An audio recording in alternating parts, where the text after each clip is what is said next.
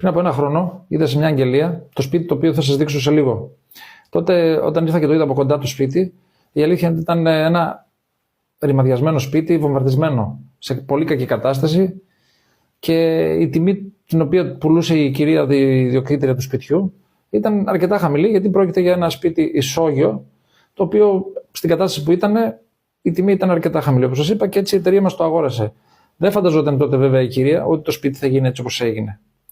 Πάρτε μια εικόνα, μια ιδέα από το πώς ήταν και πάμε σε λίγο να σας δείξω πώς έγινε.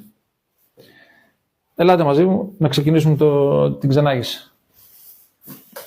Μπαίνουμε λοιπόν, εδώ βρίσκουμε στα αριστερά μας μια κουζνούλα. Χρώματα ξύλου, όπως έχουμε επιλέξει και στο πάτωμα. Το συγκεκριμένο διαμέρισμα φτιάχτηκε από την εταιρεία μας και λειτουργεί εδώ και 5 μήνες ως Airbnb, με πολύ καλές κρατήσεις μέχρι στιγμής. Και είμαστε πάρα πολύ χαρούμενοι γι' αυτό. Ελάτε να σας δείξω. Στο σαλόνι, ένα μικρό σχετικά σαλόνι, αλλά νομίζω αρκετά λειτουργικό, καθώς και τραπεζαρία για 4 ανθρώπους υπάρχει. Έχουμε επιλέξει χρώμα της ελιάς για τον τοίχο, αλλά και λίγο πιο πράσινο, πιο σκούρο για τον καναπέ, ώστε να κάνει και μια αντίθεση. Όπως επίσης και τα κάδρα τα οποία έχουμε επιλέξει είναι στους ίδιους χρωματικούς τόνους για να ταιριάζουν. Υπάρχουν και τα λουλούδια εκεί στην άκρη, τα οποία προσδίδουν μια έτσι πολύ ωραία ατμόσφαιρα.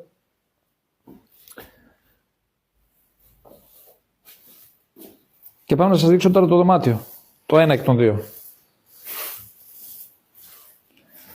Εδώ λοιπόν είναι το πρώτο δωμάτιο.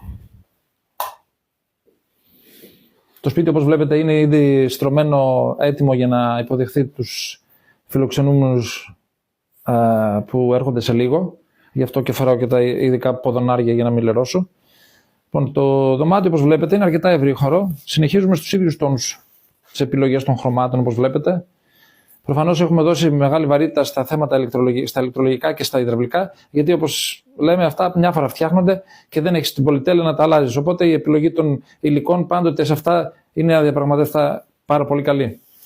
Υπάρχει μια open ντουλάπα, για να μην μπουκώσει πάρα πολύ ο χώρος. Φτιάξαμε αυτό εδώ πέρα, το οποίο και να υπάρχουν κλειστοί χώροι, ώστε να μπορεί κάποιος να αποθηκεύει κάποια ρούχα, αν μείνει αρκετές μέρες, αλλά και να μην μπουκώνει το χώρο που σας είπα και προηγουμένως.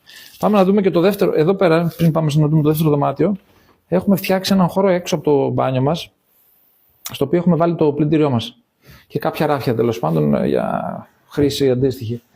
Και εδώ είναι το μπάνιο μας. Ας το δούμε γι' αυτό. Ένα πολύ όμορφο λειτουργικό μπάνιο.